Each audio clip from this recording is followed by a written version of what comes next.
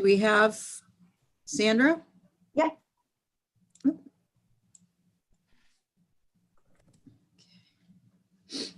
Okay, we are live. Great. Okay. Thank you so much, Sasha. Everyone good to go? Want to give me a thumbs up? Everyone's thumbs working? Okay, great. So I like to call the Monday, November 9th, 2020 MAPC officers meeting to order. First, let's take the roll. Treasurer Sam. Here. Secretary Sanda. Here. VP Adam. Here. And President Aaron here. So first, I'd like to say welcome back to Mark. Welcome, welcome. Pleasure to be back. Oh, good. I think I can say off out of the context of MAPC, job well done. Thank you. Very tiny role, not a particularly successful one, but Well, we all made an effort. yeah, all makes a difference. Anyway, we are live, so limited conversation on this topic is probably. Yep. Okay. Yep. Okay, great. And then also thank you, Rebecca, for filling in as interim. Very uneventful, at least from my perspective. So I hope you found it to be the same. But thank you so much for not so uneventful. It wasn't uneventful. She had plenty going on. well, I don't. She just makes it busy. look uneventful. That's all. No, and that's even better. So I don't need to know what happens behind the curtain, but thank you, Rebecca, for not letting it be known how eventful it was. So thank you so much for doing that. First up on the agenda, or second up on the agenda, is the approval of minutes from October 5th, 2020. Mark distributed them yesterday, and I have one small change. On page 3, campaign is just misspelled. So with that change, and if there's any other changes, I'm just looking for a motion to approve or any other change. Sandra? So moved. Second. Great. Adam, was that you? That was me.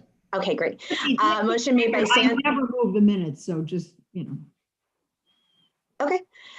Motion made by Sandra, second made by Adam to approve the minutes with that one small change. Any discussion? Great. Roll call is required. Sam? Yes. Sandra? yes. Adam? Yes, sorry. And Aaron, yes. Motion carries and the minutes are approved unanimously. Next up on the agenda is the review of contracts. Is that Rebecca or Mark? Well, we often do it together. I usually do it, Okay. but I would need it brought up on the screen. I'm sorry, I neglected to bring it up myself. Are you able to do that, Sasha? Yep, she's nodding. We can start with either one. It doesn't really matter. So here are the revenue contracts. I guess the most important thing to note is that there are a lot of them, which is a really good thing.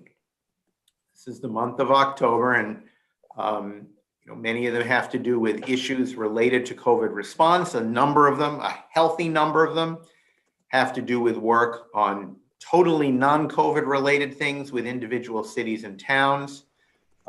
There are several, related to climate adaptation, related to hazard mitigation, and related to zoning bylaws. Excited that we were hired by the Dorchester Bay Economic Development Corporation to assist them in the development of a strategic plan. That is largely our economic development office, Betsy Cowan and Company, although Dot Bay, despite its name, also does housing. They sort of do both. They also run small business lending activities indirectly. So I just think it's an excellent group of items, and we're very pleased at the volume. And I don't know if Rebecca has anything to add on some of the specifics. Yeah, I would add two things. One, we've spoken about it before, but the contract with EDA is here. So that is the fairly large contract to work on recovery. And so that we applied for, Betsy Cowan and her team. And then I would also note there are 2 contracts to help communities with their virtual town meetings.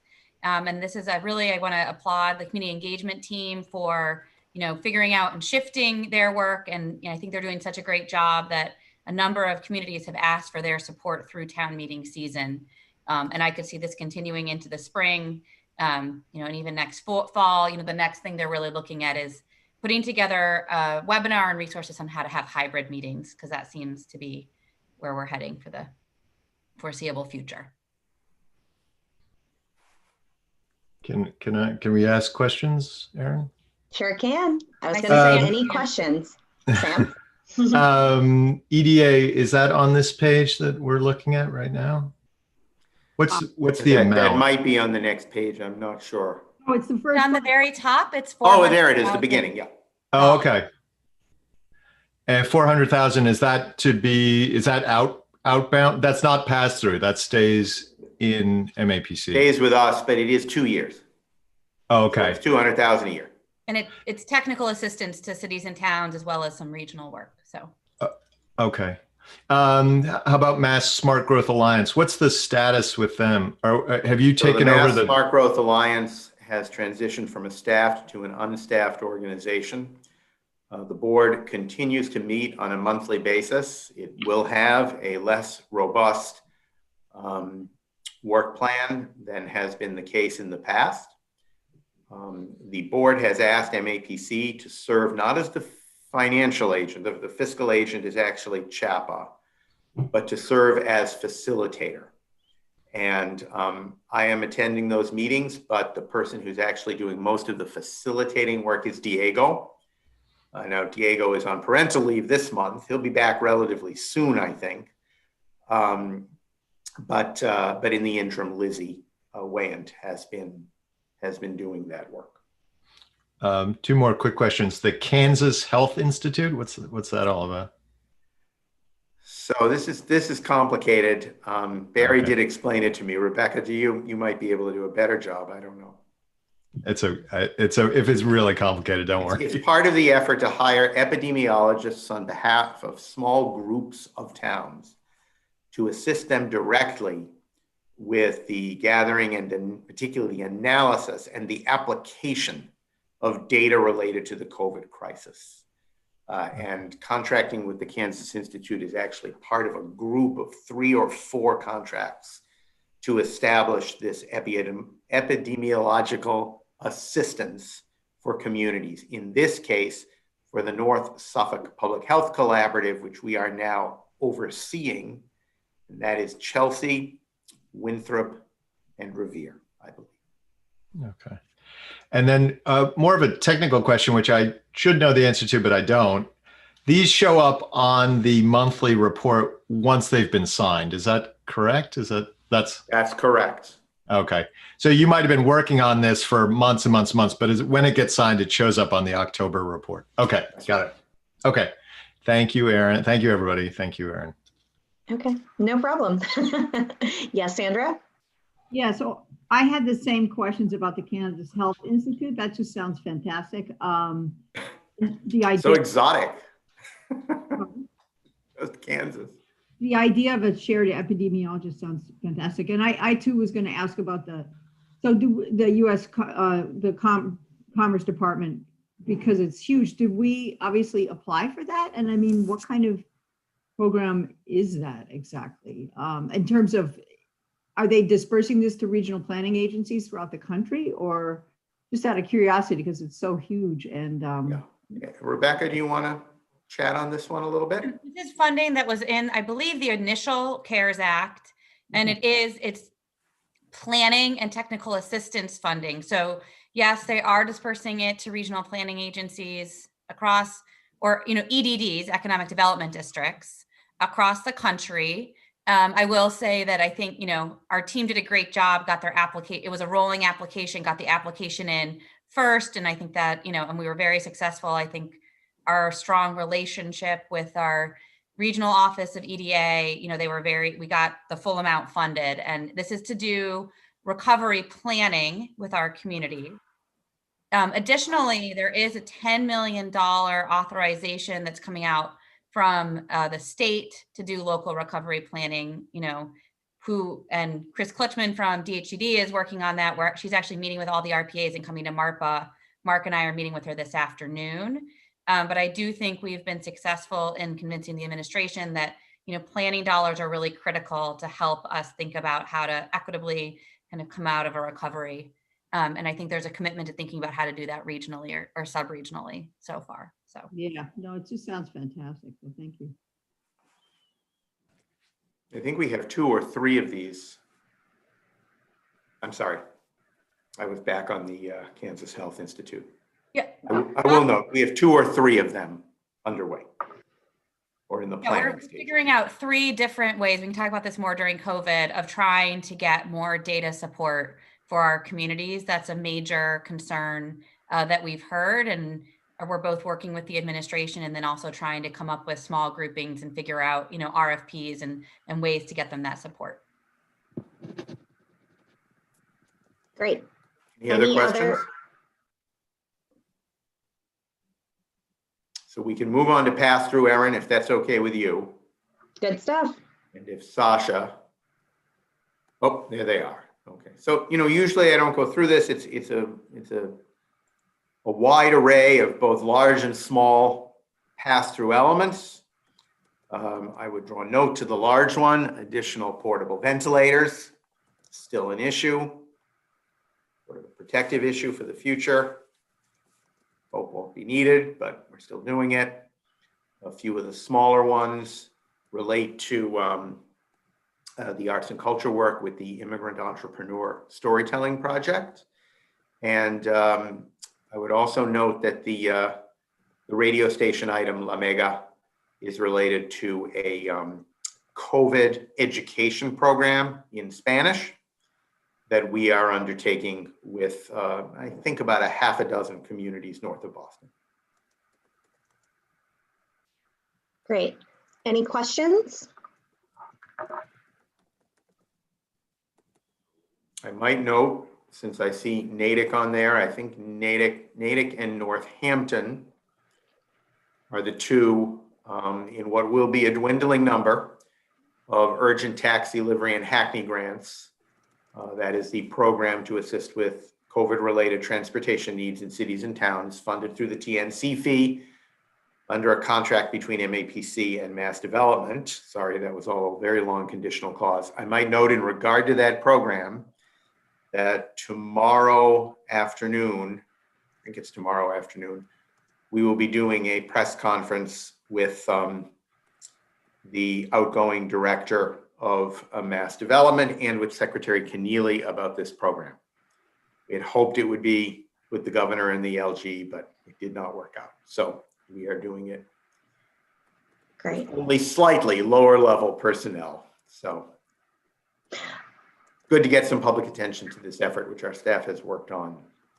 I just cannot tell you how much, I can't limit my praise to Betsy and Josh, who came up with a lot of the ideas and background for this program. And then Eric, Travis, and Mara in transportation, who did the lion's share of the work on implementation. Great. Sandra? I was just, the heat, where is that team based? I mean, who is that team? HEAT is an organization that has been working with us on gas leaks for years now. They're based out of Cambridge, and they substantially have been doing work, in Cambridge, Boston, and Somerville. But we've had a regional partnership where we've been working with them really for the past 4 years. And this is a joint grant that we have from the Barr Foundation, where we are the fiduciary, and they're getting some of that pass-through dollars to work on the kind of coalition of communities that both Bedford and Arlington are a big part of, that we've been working on to deal with gas leaks and negotiate with the utilities. Got a question on the taxi program. Mhm. What's the status of TNCs? Are they back and operational now? Are they back up and running pretty much? Well, they're operational. Their numbers, I don't think, are up anywhere near where they used to be, for better or for worse. I would note that the funds available for this program and also for a successor program that will start soon, next couple months, for sort of more broadly based transportation needs. That funding is secure because it all comes from pre-COVID periods of time during which money was flowing into the fund quite freely. So Eric and his team are looking to stand up that program, which was always the original intent for this work before COVID. And we sort of did this detour during COVID to have this so-called urgent program. And now we are going back. We have a contract with Mass Development signed and delivered. And I think Eric is about to release, maybe even this week, his notice of grant opportunities for, I think it's municipalities, regional transit authorities, and state agencies to apply for funding on general transportation needs, particularly ways in which the taxi industry can help to meet some first mile, last mile needs. I do expect that work will still exist within the reality of the COVID crisis. So it may be somewhat different applications than we might have anticipated a year ago, but it is available for more general use. Yeah, just to follow up very briefly, I wonder if there's sort of broader lessons to be learned for transportation in general from this experience. I mean, has this opened a window into how we should think about transportation going forward? I don't know. Well, that is probably what everyone in the transportation field now spends a third of their time talking about, Sam. We have made a small effort to try and coordinate that conversation. I asked for and received a meeting with our national partners, regional planning agencies, and MPOs throughout the country, with both executive directors and modeling staff. Tim Reardon was very actively engaged, as was Eric, in that meeting. And now Tim has prepared an outline of some activities that we will be doing to try and test the long-term implications of what we have gone through and are going through now. And we'll be sharing that with our national partners and trying to develop a common research agenda, if we can, about the future implications of COVID impacts on transportation, congestion, individual preference for mobility, et cetera. A huge, huge topic area, more than we can cover today. Yeah, okay, thank you. So those are the pastors. Great. Any other questions? Okay, great. Thank you, Sasha, for sharing your screen. So next up on the agenda is hiring and staff updates. Mark or Rebecca? Rebecca. Okay, Rebecca? Sure, there aren't that many updates. I think since our last meeting, and correct me, maybe I announced this. So Nicole Sanchez on our clean energy team is leaving. She's going to work for a solar developer. So we will be filling that position. I have that job description ready to be posted. Additionally, we are filling one of our research positions. Mark and I have had 3 finalist interviews. Honestly, they're all fabulous candidates, and You're all smarter than I am. I know that. We'll make the offer this week on that, and have a new junior research person on our team. We also have put out our transportation planner posting, so we'll be filling that position. And we didn't discuss this in the contracts, but I do want to mention financially, we were able to secure, they just released the Smart Growth Technical Assistance Grants from EEA. We received every application we filed. And so we'll have over $500,000 of those grants coming in. And that's over 2 years, which I think is actually great fiscally for the agency. And currently DLTA is in the House Ways and Means budget and in the governor's budget that's happening this week. And so, we'll just keep waiting and working on that. But once those decisions are made in the next 2 weeks, I think we'll start really looking at the positions we had in the budget in the mid-year. We had a few other positions, as well as a few other unfilled positions that we've yet to fill, and putting those out. Great. Sandra? So Magic received a message from Lizzie Grobel, who's our coordinator, and said she's moving on from MAPC. That's a big shock to me, but maybe I missed something earlier. Sorry, I forgot that one. Thank you, Sandra, because she's not gone yet. So I just saw her yesterday, so I hadn't thought of it. Yes, Lizzie Grobel is also leaving. Yeah, I mean, I'm not shocked. She's actually out living out in Western Mass now, and I think going to be pursuing things outside of planning. We have made a decision on the Magic coordinator, Sandra, so we will be announcing that this week. I think you'll be very happy.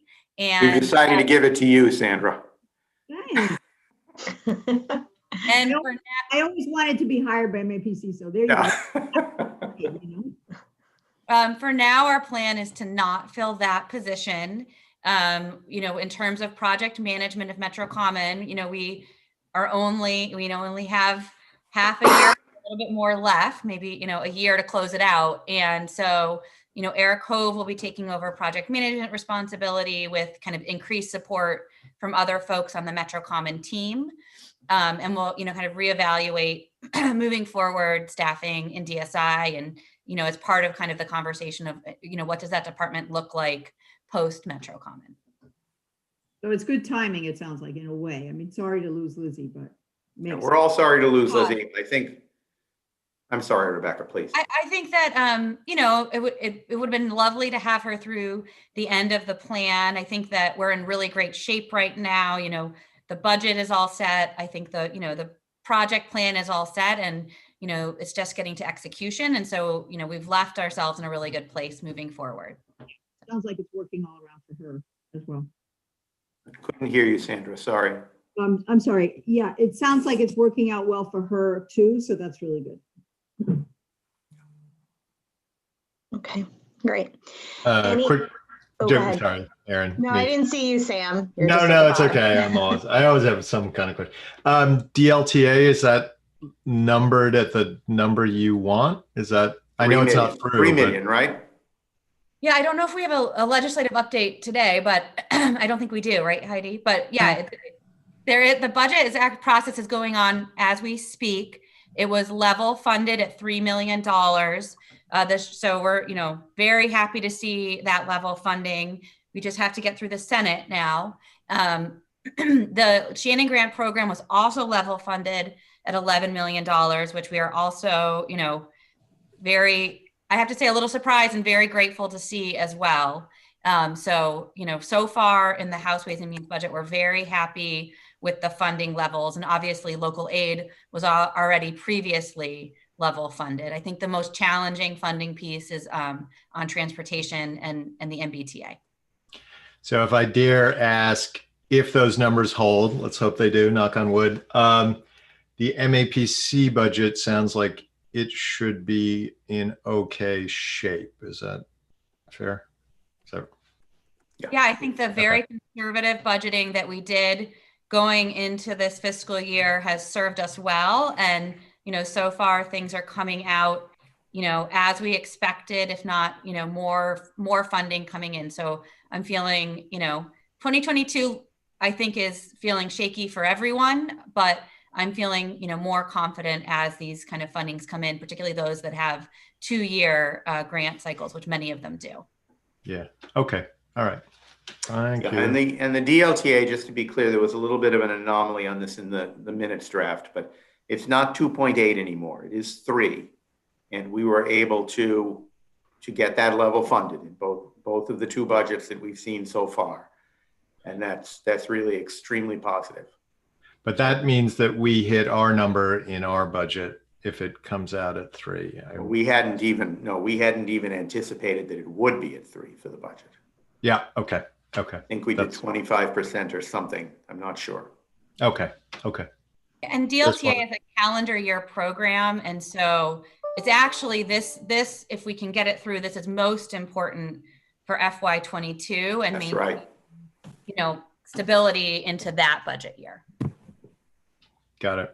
Yeah, that is by far the biggest impact, because that means that just as we've been waiting so long after this FY21 budget was adopted, where DLTA was sort of like the last thing to come in, it's similarly the first thing to come in for FY22.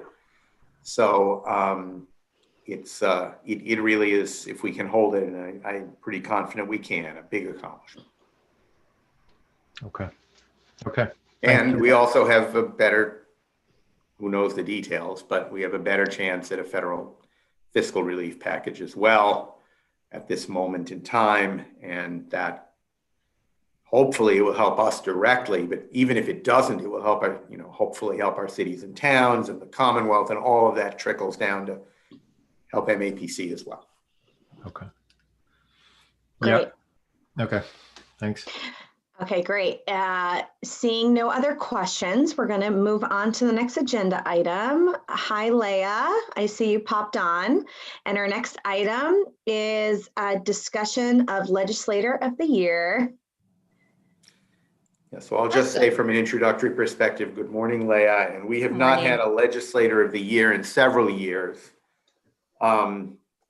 And the folks at the legislature are extremely upset with us because of this. I hear them chatting about it all the time. Well, there's one way to fix it. Yeah. Exactly. And this year we seem to have, I think, a lot of folks who have really stepped up, especially during the COVID crisis in a variety of ways. So Leah and the team at Government Affairs and Rebecca have prepared, I think, 3 recommendations. Is that right? Which we're going to discuss now. Yep. Ways that are appropriate for a recorded meeting. Yes, which is why we're doing this as a discussion without written materials, friends. There are. It was Remember, really. Leah, this is on YouTube, so just. There were a lot of really great legislators to consider. It really was hard to narrow down. One of the folks, so it's Senator Joe Boncore, Senator Brendan Crichton, and Representative Adrian Madaro. And all 3 of them have done incredible things working with our team that we think would be incredible to honor. So Senator Boncore, as a reminder, has been lead sponsor on the Shannon Amendment since 2018, really leading those efforts to increase the funding of the program to $11 million. He's also been lead on programs to add planning grants into the economic development bond bill that's currently pending. He filed that amendment for us. And then he sponsored some key legislative initiatives. He was lead on the TNC legislation and lead on income tax credit for below market rentals, and is really generally very committed to housing and transportation issues and understanding the intersection of those 2 issues and how they feed off of each other, which is incredible in a chair of the Transportation Committee to have that knowledge there at the table. Senator Brendan Crichton has been really focused on our data pieces. He has been in the weeds with us, asking for more data around TNCs and around also on the energy sector, really pushing for more information about buildings and making sure that that data is not just available to state agencies, but also really pushing that it's available for our municipalities and for our PAs to really make sure it's in the hands of decision makers locally, which has been sort of a very wonky piece to push for and really impactful. He's also really great on housing and transportation and sees us as a strong ally and really does reach out to us to sort of bring us into different conversations that are happening in his office and making sure that he has the data that he needs to sort of make decisions. Leah, I would also note, if I could, that I believe Brendan was the chief sponsor for the Housing Choices legislation in the Senate version of the Economic Development Bond Bill. And it's hard in both branches for different reasons, but this was not a slam dunk at all in the Senate. Yeah. So I just wanted to add that to his impressive resume. Yeah, and he is chair of the Housing Committee currently. And he's been a senator for just 1 session. And before that, he was a representative. Before that, worked as a staffer. So he's sort of been a longtime partner. And then Boncore, just to refresh, is in his 2nd term as a senator. And then the 3rd is Adrian Madaro, who sponsored the Regional Ballot Initiative legislation, has really been pushing to advance it as part of the transportation bond bill. He's been lead on Shannon in the House, which has been a harder place for Shannon in years past and really been a strong champion of that program. He's also been a supporter of TNC. And really one of the areas where we've seen him shine is around environmental justice. And he led the push in the House for consideration of the Environmental Justice Amendment that got unanimous approval among the branch. which was really an incredible thing to watch. And he sort of talks about environmental justice from a really personal perspective. And he's done great work elevating equity across different issue areas. He's a vice chair of the Transportation Committee. All three of these folks are incredible to get to work with. I think all of them would be tickled pink to be honored by MAPC. It was really challenging to sort of narrow it down to these three to bring to you. But I guess I'll open it up. I guess, Rebecca or Mark, if there's other things you want to add about these three individuals as we move to discussion. I think they're all great. I really don't come into this meeting with a preference. I did think of one thing as you were speaking, Leah, and I don't know if anyone on the phone call has this information or if Heidi has access to it. I feel like we may have, if we look back, we may have begun to lean toward the Senate a little, particularly because in years past, although I'm not sure it's this simple anymore, the Senate was more progressive than the House. And I'm just sort of wondering when we last did this and what our 2 or 3 past ones were. I don't remember. My sense is our last few we've been doing dual. We've done a number of dual awards where we've given it to the Senate and House co-sponsor of legislation. We could do that again. Not thrilled about doing that. Makes the meeting longer, but we could do it again. It does seem to me as though Rep. Maduro and Rep. Boncore have some similar elements in their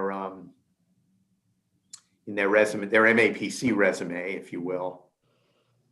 But anyway, we should open it up for Rebecca. I don't know if you have anything. And Yeah, I think my only comments. concern about doing that is that they both come from, maybe even overlapping, but definitely adjoining districts. I'm not sure if there's any overlap. And so it is very concentrated, although, we are really looking just right now at the right north of Boston for all three of them. So.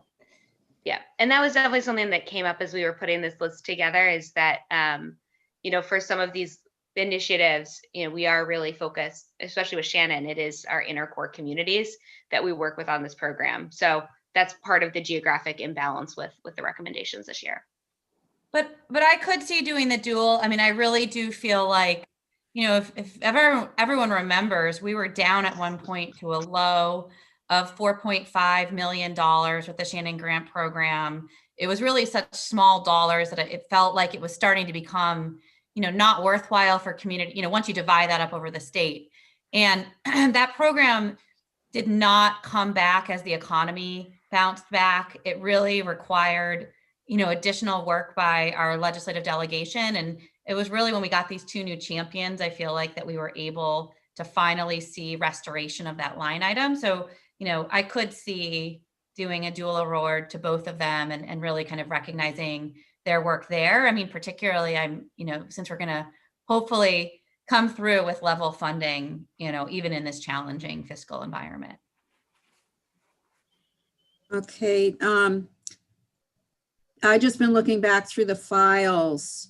2016, it was a dual award to Katie Ives and Senator Wolf. 2015 was Rep. Chris Walsh.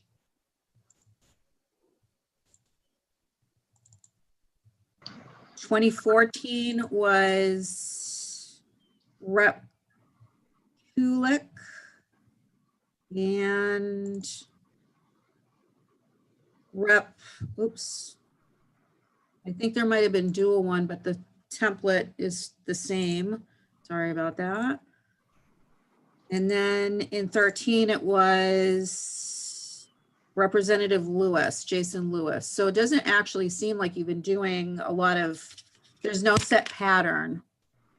Well, there is one set pattern with the exception of Jason Lewis. That for one reason or another, they all leave. So There have been many retirements from the legislature. no, I don't think it has anything to do with our award.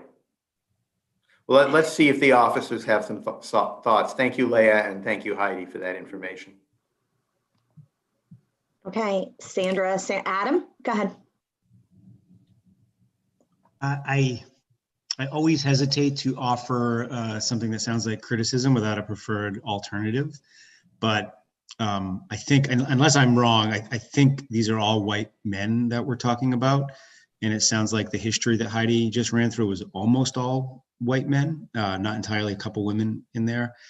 I mean, the accolades or the efforts are the efforts, but and I know that the demographics of the legislature obviously leaned significantly towards white men, but I don't know if there was any thought into efforts by either people of color or women that we could try to highlight as well. There was a lot of hesitation towards bringing this slate of only 3 men, but these were some of the folks that have done work that has been really challenging and hard. And I think we're building relationships with a lot of the newer classes that are more diverse in the legislature, but we didn't feel that they were quite ripe to bring here for a Legislator of the Year award. I'm hopeful that in the next year or two, we will have that much more diverse slate to be able to bring. Okay, thank you. I appreciate that. Sam. I you know, always count on I sort of like the idea of picking a theme if I was understanding the conversation. So Shannon, and then you know, people who made a difference in that program. That seems, it has a logic to it. I don't have much to offer beyond that. Bon Coeur, I think, has a little part of Cambridge. I know him just vaguely, but the others I don't know. So no comment beyond that. But I like the idea of picking out a theme and then saying we recognize these people for this work, on this particular work that's important to us, MAPC, and that made sense to me. But that's my only thought. Well, and kind of building on that, thinking about like the Shannon Grant and having, you know, political representation that is working for things beyond their districts and that impact, you know, the region and that impact things that are greater than the people they represent, like that elect them to represent them, I think is really important as well. I also have really no preference going into, you know, this kind of conversation. I definitely hear, Adam, what you're saying. And when I was writing things down, I was like, okay. But thinking about what is important beyond visual representation is making sure that the people we're discussing are thinking about equity, I think, is really important, and thinking about things that address, you know, grave misjustices within our system and work toward fixing them or work toward improving them, I think is really important. So I guess thank you to the legislative team for kind of thinking about those things specifically and calling out those things specifically. At least for me, I think that's really, you know, thinking about the Shannon Grant, thinking about EJ, thinking about things like that are really, really important, that probably aren't as attractive necessarily politically, but are, I would say, some of the most important work, because those communities aren't often represented politically, and it's important that someone's fighting to improve those situations. So that's all I wanted to kind of offer. At this And time. I will add on that, you know, and maybe Leah can actually share this, is that Rep. Maduro did, you know, pen, I thought, a very powerful op-ed in the Globe that really aligned with what, you know, this was when we were really seeing the crush of the epidemic in those Metro North communities and in, you know, strong immigrant and, you know, communities with people of color in them. And he pinned a really strong op-ed calling that out and calling for a response that really focused on those communities at a time when others weren't necessarily looking at the response in that way. And so, you know, I do think his views kind of align with ours in terms of response to the pandemic and how we want to kind of respond in terms of recovery. And Sandra, I think I saw your hand. Yeah, so yeah, I appreciate everyone's comments. Aaron, I really agree with what you said. I mean, the theme of, and that everybody said, of the theme of Shannon and environmental justice makes a lot of sense to me. So how you choose among the three, I don't know.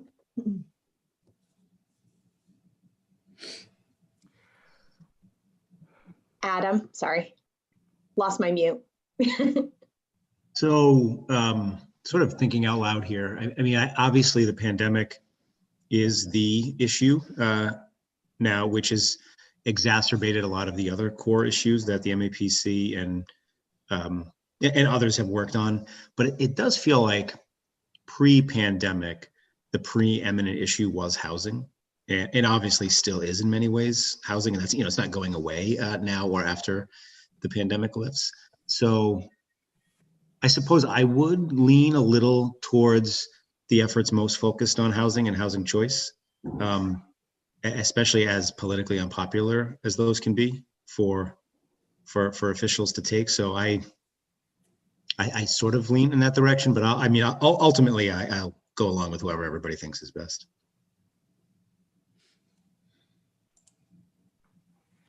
Just, I'll add in, I mean, you MAPC staff have been dealing with been working with these people. So, and I think the pandemic has put a lot of additional pressure on public officials, probably specifically elected officials. So you're probably in a pretty good place to judge, who's been able to really help us get through this. I think independent of the issue they've worked on, there probably are some people who you feel have just really impressed you in ways you didn't expect. And I feel fine recognizing that person or those people just for that fact alone, regardless of what issue they were working on. Because what's really hard is all three of these folks are ones that the government affairs team reaches out to very frequently on both the core issues and just general information about how things are going in the branch and what we can do to be of assistance. And I think, especially on transportation, we've been working very closely with Senator Boncore. And on housing, we've worked really closely with Senator Creighton sort of throughout this session. So I think for those folks, especially on those two issue areas, they've been real champions to get to work with. And then Madara has been huge on Shannon, in addition to all the other issues we work with him on. Yeah. So I guess I would. I realize that doesn't narrow it down at all, Sam. No, but unfortunately, I can't really help because I haven't worked with any of them specifically on these issues. So I don't have an opinion there. Rebecca, did you have something you wanted to add? Yeah, I was going to maybe try to help us narrow, because I think that Leia's right. And in listening to the conversation, particularly looking back, I don't think we've actually leaned too heavy to the Senate. So I do think that Senator Boncore has kind of the broadest in terms of, he worked on transportation as chair of housing. He's the one that was kind of drafting the compromise housing choice and trying to get that through. And then he also has been so great on Shannon. And so maybe, I think they're all fabulous, but maybe there's a way to recognize him and really pull in kind of those three important topics. And, transportation is going to continue to also be, important.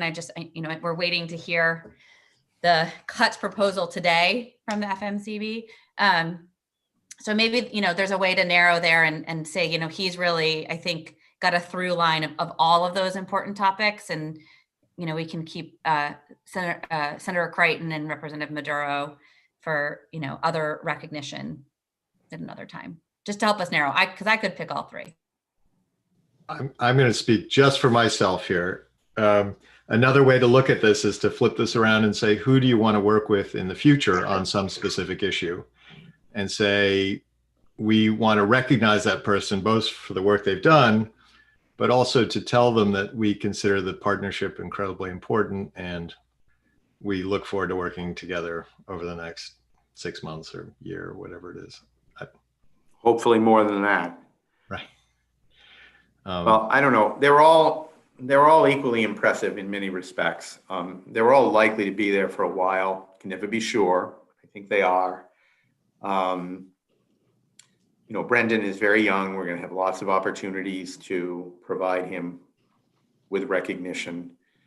On the housing issue, obviously that's close to my heart, but it is important to remember the legislature hasn't actually accomplished anything on housing yet. Nothing. And even if they do pass housing choices, it's a very small step, a good one. So I'm not feeling quite as much of a push in that regard. But I think they're all great. I would be open to doing any of them. I think Rebecca makes a good argument for Bon Quarry. I'd be open to adding Medoro to that. Does make the event a little longer. I'm gonna throw something else in here at the risk of confusing things and making them last longer. I realize it's 10 minutes of, almost 10 minutes of 10.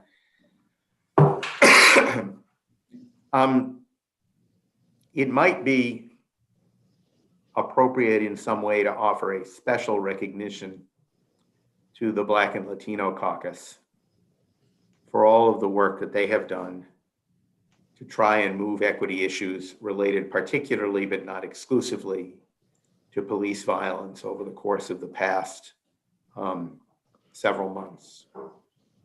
Now, they've done that as a group. It's not one person. I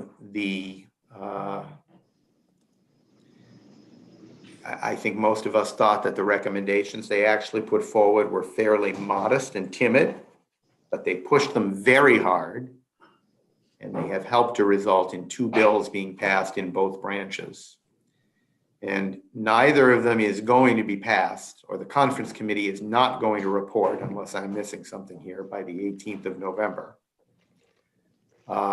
But that might be even a more important reason to offer a public boost to their efforts and to state explicitly in our meeting the importance of coming forward with a powerful and meaningful piece of legislation out of conference. And I could see choosing a legislator or legislators of the year award and also offering a special recognition to the Black and Latino Caucus. We would have to find a way to keep the pace of the meeting moving and to make sure that there are brief elements. But I think that's something we would consider, or maybe should consider. Sam? I'll put in my vote, which is based on very little information. I like Mark's idea just stated, but you guys will have to figure out how that works. I like recognizing the person who's worked on EJ, so they get a vote, and Bon Quarry gets a vote because he has a portion of Cambridge, so he's getting the hometown vote. So those are my. It doesn't help you much, but those are my opinions.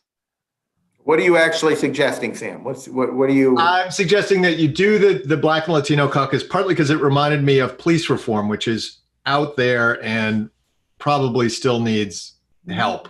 Needs more help every day. You're right. Exactly. It's probably, and more as the day. Yeah, exactly. So that sounds good. Also, we've elected the first female woman of color at the national level. So let's build on that. And then on issues, I mean, EJ is such an important issue. So I like to recognize that, partly because that needs so much work. And then Bon Quarry gets a vote just because he comes to events in Cambridge. So I've seen him. So are you saying, when you say the EJ issue, you're I mean, they've all done things, but you're particularly focused on Medaro's leadership, right? Yes, who I don't know at all. I don't know him at all, but yes, that would be on for my issue vote, he would get the vote just because of that. And Bon Quarry gets a vote just because goes to events in Cambridge. Any other thoughts from officers particularly? I guess my initial thought was when we went, as Rebecca was talking about Senator Bon Quarry, I've been thinking about legislative updates at MAPC over the last year, and I feel like there hasn't been a legislative update without Senator Bon Quarry's name being mentioned. Genuinely, like I feel like, and that to me, I felt that way anyway, when Leah was kind of reading who the 3 kind of nominees or 3 considerations were.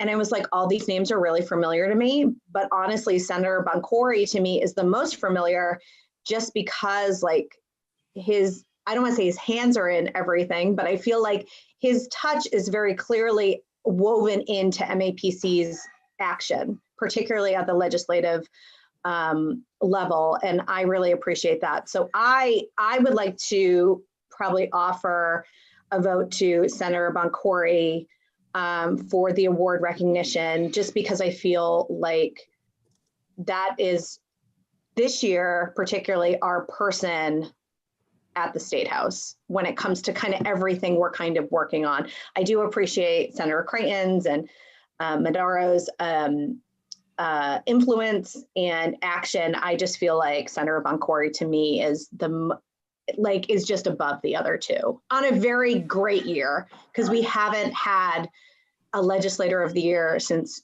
2016. So what a good year to do it, I guess. So that's my thought. And with the Black and Latino Caucus, I think that we should recognize in some way their efforts and some kind of public support. But I don't like kind of talking about that for the first time today. I don't know what that looks like or should look like, but that's my thoughts for today. Yeah, Adam and Sandra. yeah, I agree with that. I could go with Senator Boncory and Black and Latino Caucus, although I hesitate a little bit because it hasn't been accomplished yet. But it would help get it over the finish line, perhaps, hopefully. Adam, do you want to weigh in Yeah, here? no, I think Senator Boncory would be an excellent choice. I think the idea of honoring the work of the Black and Latino Caucus is on point. I would echo Sandra's concern that if the work isn't done yet, fashioning what that recognition could be might be a little tricky, but I wouldn't, leave it up to you to come up with the right way to do that that's meaningful. Rebecca? I think that if we did go in that direction, we could figure out a way. I think particularly inviting Rep. Holmes, who I think has been kind of the leader in terms of the police reform dialogue, to kind of represent them, and perhaps we could do it in a way where it also is kind of trying to lend support to their efforts. Because I honestly, I don't think the lack of conference committee report is of their making.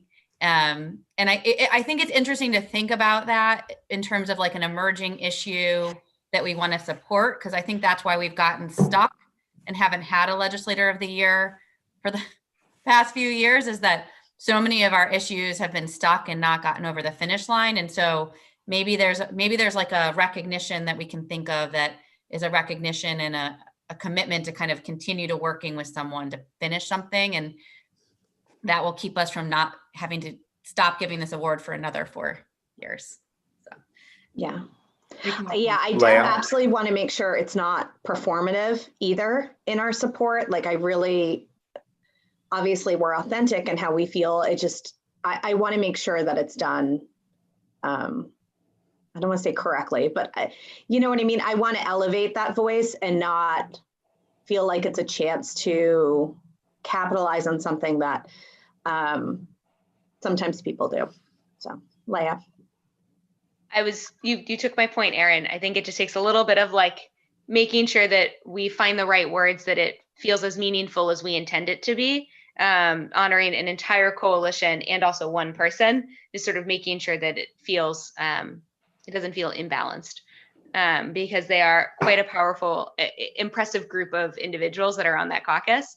Many of them in our district. The chair is not in our district, and I think it's important, to recognize that these are statewide issues, and I think that really speaks to our regional focus of sort of extending beyond even our individual communities. Yeah, it is making me think that, like, I actually do think maybe we should think about whether it's the caucus or whether it's, Rep. Holmes, because he really has been the one, I think, that's been a real leader kind of from our region on these issues for, even for a long time, for the past number of years. So I think we need to think that one through. Well, I'm going to, in the interest of narrowing, it is sounding to me like we're coming closer to Senator Boncory, possibly the caucus, or a member or members of the caucus. And perhaps dropping, I think we've dropped Senator Crichton for now.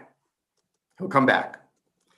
But it sounds like we might be moving away from Rep. Madaro, although I personally would not be opposed to Rep. Madaro and Senator Boncory. I would like to get I'd like to take people's pulse on Rep. Madaro and see if they have a preference about the caucus or a member of the caucus. But it sounds to me like we're going to do at least Senator Boncory and the caucus or a member of the caucus. And if you could entrust staff to figure that out and to get the right words and message, which I know we will, then I think that would advance us close to a judgment that we would finalize in the next couple of days. Sam? I am supportive of Mark's proposal, Boncory as an individual, and I would support the caucus as a whole, though it's harder to maybe to recognize them technically, as a process matter, but recognize the caucus and sort of their strength in numbers concept there. That would be my take. And not Rep. Madaro. I just don't know him at all. The issue that you've identified, I care, is very, very important. I just don't know him at all. So, Adam? Yeah, no, that proposal sounds good to me. Are we looking for a motion? Do you want a motion, Erin? Sure would. So I would move Mark's proposal to honor Senator Boncory with Legislator of the Year and authorize the staff to come up with the proper acknowledgement for either an individual member or the entire Black and Latino caucus surrounding their work on police reform. So motion made is Sandra. You're muted. Second. Okay, great. Thank you, Sandra. So motion made by Adam, second made by Sandra. Any other further conversation or discussion? Great. Roll call vote is required. Sam? yes. Sandra? Yes. Adam? Yes. Erin? Yes. Motion passes unanimously. Thank you so much. Leah, thank you so much for coming on and having that conversation with us. That was really great. And what a great problem to have, right? Exactly. After 3 years of drought. Thank you guys so much. I really appreciate the discussion and where we've landed. Great. Thank you so much. Thank you, Leah. Okay. Next on the agenda, unfortunately, I have to, oh yeah, thank you, Heidi. I have to actually hop off the call. I have a conflict right now, but Adam is going to cover the rest of the meeting. Is there anything you all need me for the next however many minutes? We don't have an executive committee agenda this time, do we? Because it's not until December, right? Yeah, okay. Correct. Well, just a question. Is there anything about the council meeting that you need to be thinking about coming up? No, we're heavily, I don't think it's on the agenda. I don't know if it is. That's a little bit odd. I should have put it on there, but the MetroCommon team is doing a tremendous job at putting together a council meeting that is really heavily focused on MetroCommon, which I think is appropriate as we're moving toward the end of that effort. Great. Okay, thanks, Erin. Thank you. I hope you all have a good one. I will see you all next week at the council meeting. Sound good? All right. Thank you. Fight against that fish take, Erin. Don't let them put that fish tank in enjoy there. the rest of the meeting. Thank you.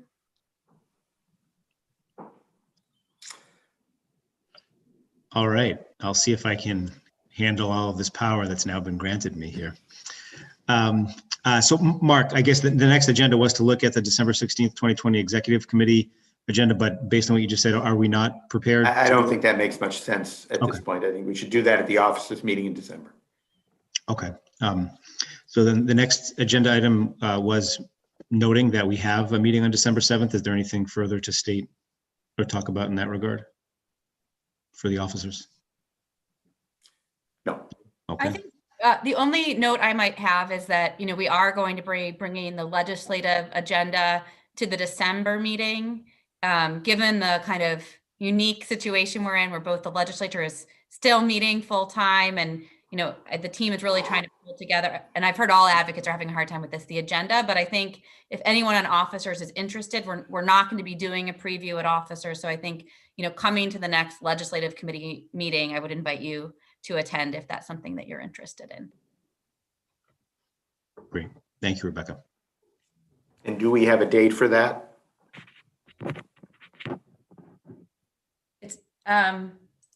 It's the December meeting because the 9th of December. Okay. Well, Great. 2 days after officers, so that's. Sandra? What time is that?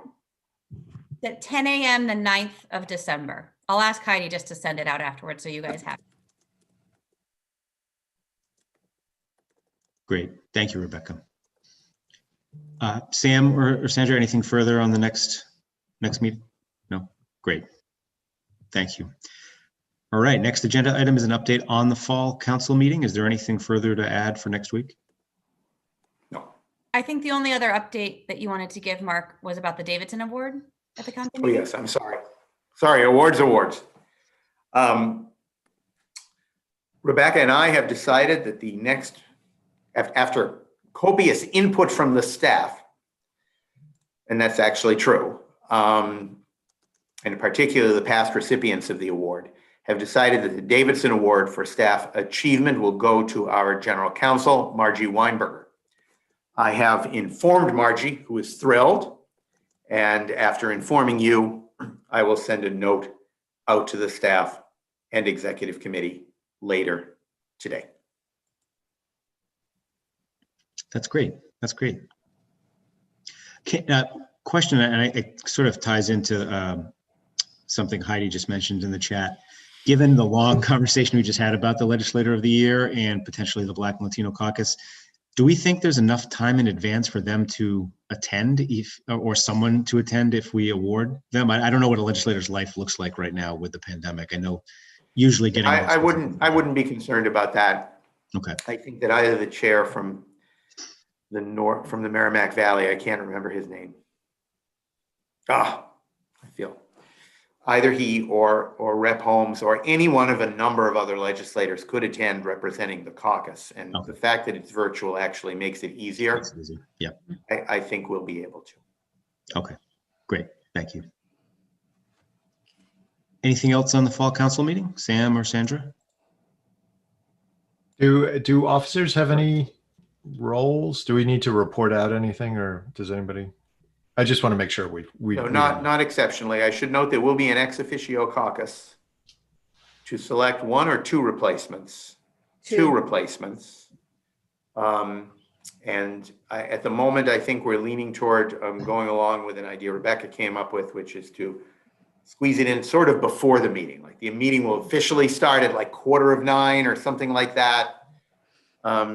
The real meeting will start 15 minutes later so that we don't have to break and do that caucus separately and then everyone else sort of sitting around. So we'll probably do it at the very beginning.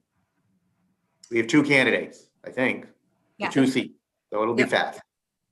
And there are only like 6 people who vote in ex officio, so. Great, thank you. All right, any last words on the fall council meeting? Okay. All right, then it looks like our final agenda item is other business not known at the time of the posting of this agenda. And under other business, I had hoped that Rebecca would provide a brief update on our COVID-19 response work.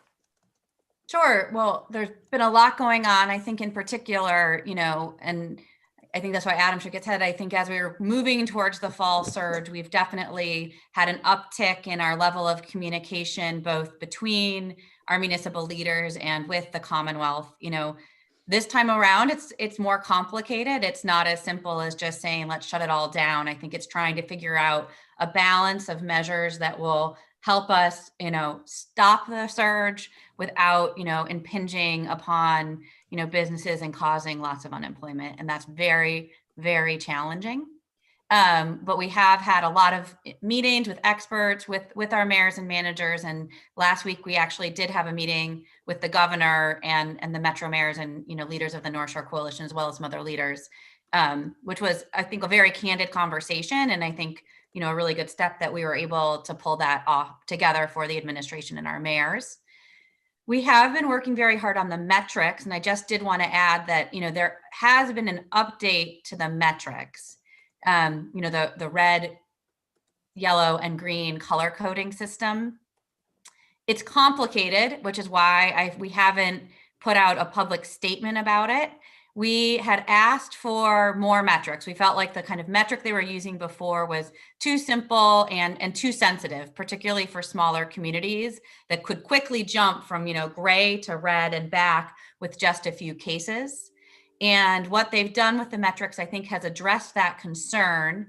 However, it hasn't, we asked for a blended metric that would potentially blend case positivity with the number of cases, with also, we were looking at, contact tracing and testing time, which is not part of this. They're not doing a blended metric. So in some instances, I think it is a little bit of a better metric, but I also think that the challenge is we were asking for this, over 2 months ago, back when we weren't in a surge, there were only 2 or 3 red communities. And I think it's hard for that change in metrics to be coming at a time when we are having the surge. And I think there's some concern about what type of message is that sending to communities. So like I said, it's complicated. The rest of the work, we continue to do a lot of work on procurement. Our HMCC staff is actually setting up a PPE cache site and working very hard on getting the logistics of that set up. We're doing tons of work right now on flu clinics, both through our HMCC work and our North Suffolk work. For example, I'll just say I was shocked to learn that the city of Chelsea had not been putting on flu clinics before, and we're trying to help them get one stood up there right now. We continue to do a ton of work on the eviction crisis. Both the data was utilized to try to help with some of the, changes that the governor has made, and programs that he's put forward. We're trying very hard to get our handle around the eviction data coming out of the courts. That is something that's very challenging. We don't have a good picture of what's happening there. And we are in continued conversations with DHCD and others to figure out, other ways to get dollars on the streets. I think our housing agencies are underwater right now with the level of applications that they have. So we continue to think about what other research we want to do on the eviction crisis, as well as, what are other ways that we can help our communities. We're having a webinar this afternoon, both talking about the state programs, but also trying to highlight some innovative local responses that some of our communities are taking to try to help their residents through that problem. We're also doing a lot of work on wastewater testing, both helping some of our communities procure a vendor to look at wastewater testing and putting together a webinar to kind of start to educate others about how different communities are using wastewater testing to inform their response. So look for that soon. And then on the data side, as I mentioned, we're really working on this. How do we give communities better tools to research and utilize the data they have to decide, what type of closures or other interventions are critical? And so we're working that in 3 ways. One, we're kind of doing small groups of RFPs to see if we can get individual epidemiologists or researchers to help, groupings of 3 or 4 communities. 2, we're reaching out and trying to form a partnership with the Volunteer Public Health Corps. It's really a grouping of all of the public health schools. And we're trying to put together seminars for starting in January that would actually be public health students that would be available to our municipalities. And then we have secured a commitment from the governor himself to try to have the state use either some of their researchers or folks from the CTC, the Community Contact Tracing Collaborative. They do have research on board to also try to find ways to help cities and towns. And so I'm hopeful over the next few months that will bear fruit and we'll have better information for cities and towns. So just some of the work that we're doing, but just to give you a sense of what's ongoing right now. Oh, Thank Sandra? you, Rebecca. Sandra, go ahead. Oh, you're on mute. You're on mute, Sandra. I know, it doesn't work well for me. So, just wondering if we're working on planning for a virus and how to disperse that at some, vaccine at some point. Sure. We're So just- this is mainly the work of our HMCC staff. And I think, and even trying to set up some of these flu clinics and flu vaccines, I think it's a really good lesson that we're all trying, it gives us an opportunity to practice that. But we are not, we're not on that. There is a commission that the governor has set up, and it looks like a really good commission in terms of the names that are on there. And, we will continue, I think, to have members of that commission report back, hopefully to the groups of mayors and managers as we move forward.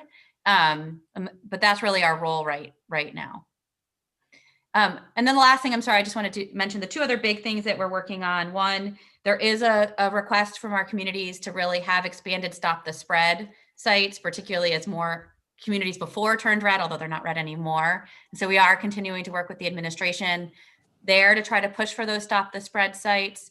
And then additionally, with the CARES Act funding currently ending at the end of December and a federal fix not yet available, and we'll see whether our partners in the federal government can get that together. We are really working with the administration and the legislature to think about some stopgap funding, particularly for January, February, maybe even into March, if we do see those federal dollars really dry up in terms of the money that we need for response and local public health. And we've had some very, I think, good conversations with the administration and folks on the Hill about that recently, really raised the issue with them. I think there's a real awareness now, thanks to our effort there. Go ahead, Sam. Have you guys, what I was going to ask about federal, but you just answered it. What about unemployment? Are you tracking that and sort of the jobs picture and what's going on? So on the unemployment side, we obviously were looking at that data, and then Betsy Cowan and her team have already started work in terms of thinking about recovery and working on unemployment. They are working on an initiative particularly focused on Revere, where Mayor Arrigo is interested in pulling together a lot of folks from the Metro North to come up with a regional initiative in that area, which is one of our parts of our region that has been most hard hit and continues to have the highest unemployment levels. But a lot of the EDA funding that we have, and then hopefully some of this local recovery planning funding that we have, will continue to go towards that work.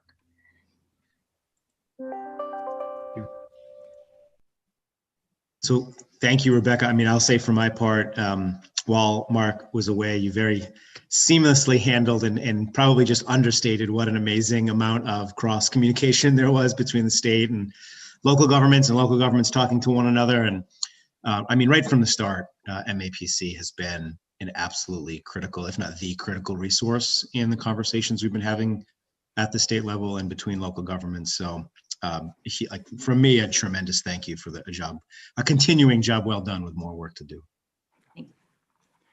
Well, I think what I will add to what Rebecca said is, while all the work in the individual sectors continues, the procurement, the epidemiologists, the data, all of the work with individual recovery, issues with small businesses, all of that work continues and is, I think, very impactful what MAPC is trying to accomplish pretty quietly and behind the scenes most of the time.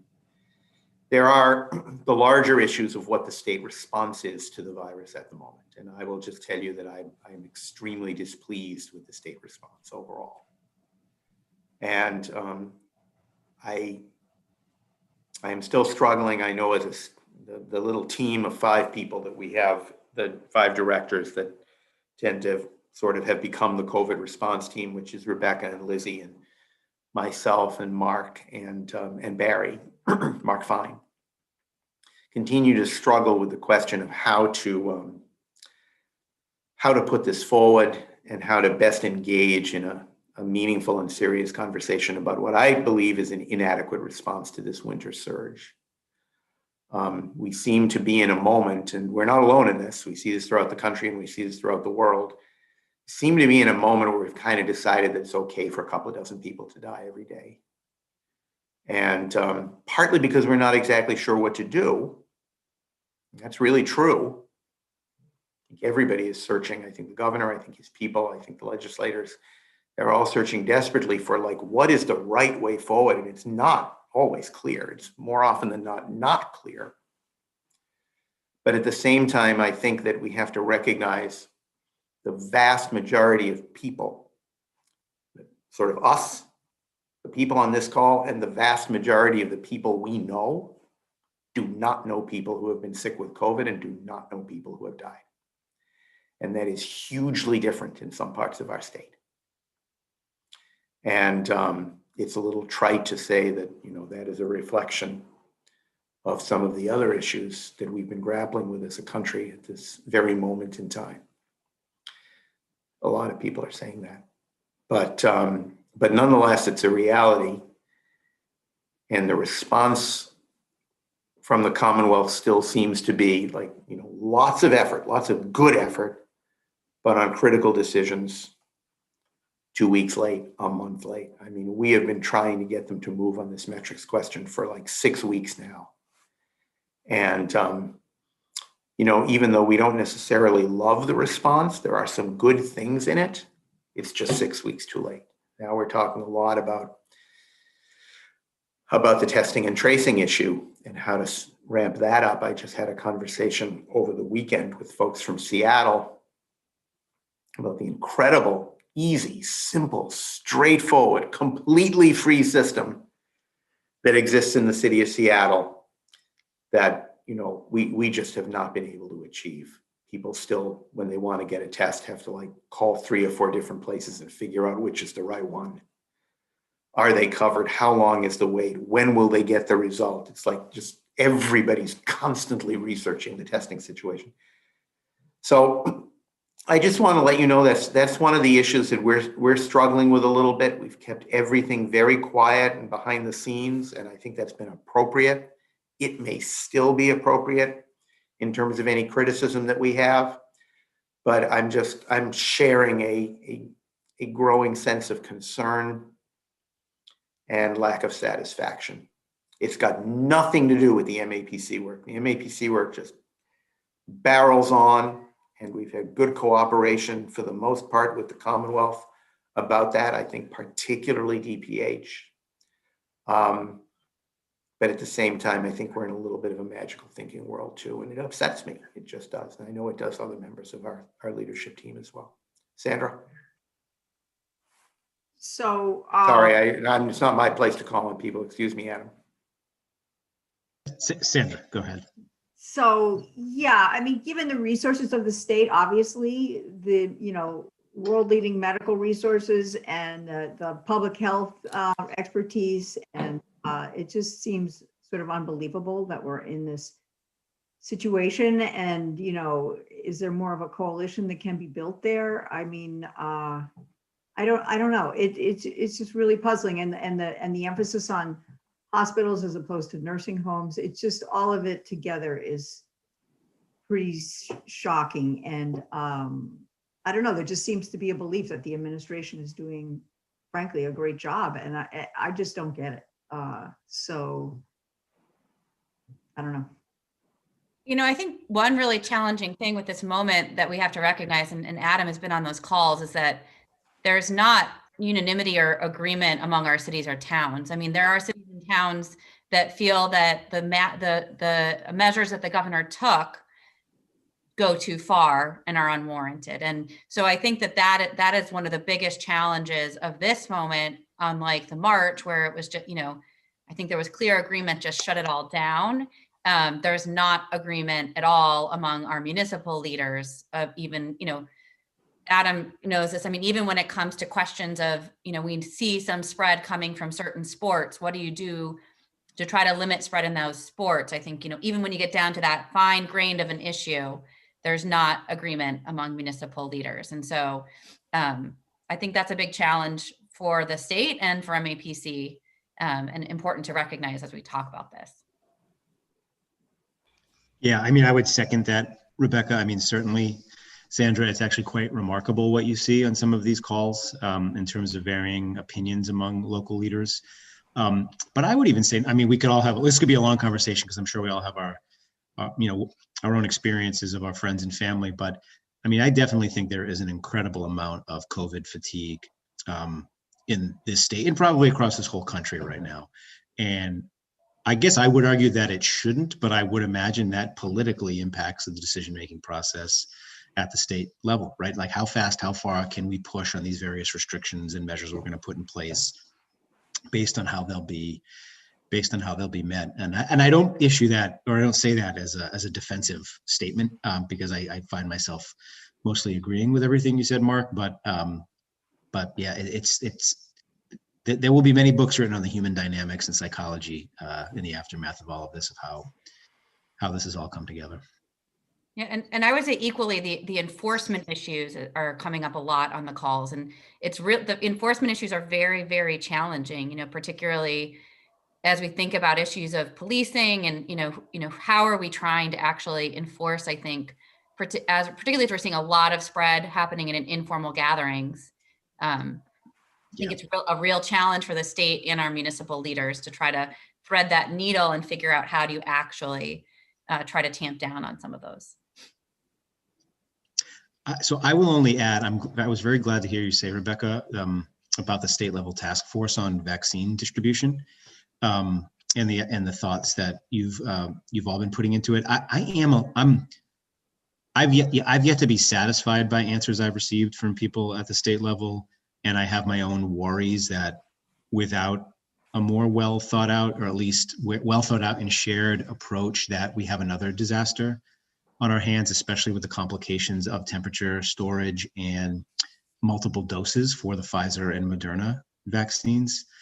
Maybe there is more yet to come that will calm me down, but I'm worried that, to hear one of you say, I'm forgetting who said it earlier, that Chelsea doesn't even do flu clinics, makes me terrified about how we're going to get this vaccine out, not only to everybody, but in that case, to the most vulnerable populations. I think, Adam, on that regard, if I can play the uncharacteristic role of being a little more positive, I'm really hopeful that we are going to get clear national leadership and support for vaccine distribution now. That I actually think that the COVID-related challenges facing the new president are intense. Like I've already hoped. I was listening to the speech the other day and hoping he was already going to be tamping down expectations and reminding people what elements of sacrifice are needed and how difficult it will be to get this under control. But I do think that in the areas of testing, tracing, and vaccine that remain largely apolitical, and hopefully they will remain apolitical, maybe some clear national direction will be helpful. And I do think we can count on the state to follow, comply, and implement that. So wanting to end on an up note, since I know I injected a down note, I'm a little more, we got to monitor it. We've got to be involved. We've got to watch this commission, because some of these commissions that the governor has set up have really ended up being just kind of Zoom calls where the state reports out and a few people say something and that's it. And it's now blessed by the commission. I know that, Mayor Cahill and Mayor Fuller very much felt that way about the Education Commission that they participated in, that we were so glad to get them participating in.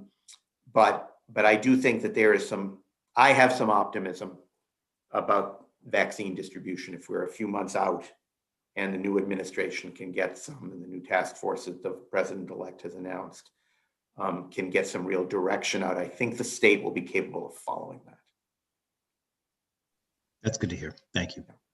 Yeah, and Adam, I think our role at MAPC, we really think is thinking about how do you get, folks that aren't going to CVS or Walgreens or getting it through their healthcare practitioner. And, that's part of why we are working to, figure out and think about what is the role for local government in setting up clinics and really in those hard to reach populations. Yeah. I mean, I don't mean to belabor it because I know we're at time. Like the part that is concerning to me, whether it's at CVS, Walgreens, your local healthcare provider, or the local level, is this 2-dose part, with the doses needing to come from the same batch. Without an incredible data management effort, that's going to be really complicated. That is for sure. All right, well, we're going to keep working on all of this. And I do try and, this is the way I operate with my team. I put my perspective forward. Rebecca puts her perspective forward. We end up, I'm pretty proud of trying to operate the agency on a consensus basis as much as possible. It is a challenge to grapple with MAPC putting forward a perspective in the face of differing municipal perspectives, but sometimes we still have to do that. We can't allow the lack of a municipal consensus to become a reason to say nothing or do nothing, but usually we don't. Usually we're able to navigate that. And those are the 5 people who will, we will continue to work together as a team. Mark Fine, Barry Keppard, Rebecca, Lizzie Wayand, and myself on most of these fast response issues that we're dealing with. And we're always open to input from you. Call any of those 5 people, call me. We're always open to the conversation, and we're listening into the governor's press conferences and announcements every day and posting what he has to, what his administration adds on our website so that those materials are all available. We'll continue to do that to the best of our ability. Great. Well, thank you both. Anybody have anything else under new business before we entertain a motion to adjourn?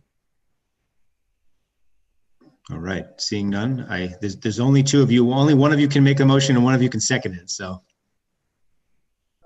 Sandra's on mute. I move that we adjourn. Second. All right, motion to adjourn has been made and seconded. I'll call the roll. Sandra? Yes. Sam? Yes. And I vote yes as well. So the meeting is formally adjourned. Thank you all very much. Thank you all. Everybody. Adam, nice job leading us. Thank you. Thank you, Rebecca.